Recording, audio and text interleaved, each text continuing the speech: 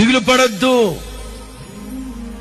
దేవుడు బాగానే చెప్తున్నాడు, ప్రవక్త బాగానే చెప్తున్నాడు, అయ్యగారు చదవడం బాగానే చదివాడు. అనుభవించే మనకు కదా తెలిసేది.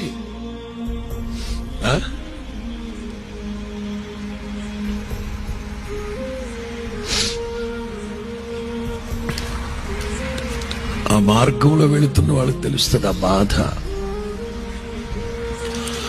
ఆ మార్గంలో నడిపించబడుతూ ఉన్న వాళ్ళకి తెలుస్తుంది ఆ బాధ. నింద వేయడం చాలా తేలిక, దూషణ మాటలతో నిందించి వదరబోతు మాటలు మాట్లాడడం చాలా తేలిక. ఆ తర్వాత సవరించుకున్నామని ఒక్క లైన్లో చేయడం చాలా తేలిక. కానీ అనుభవించే వాళ్ళకి కదా తెలుస్తుంది.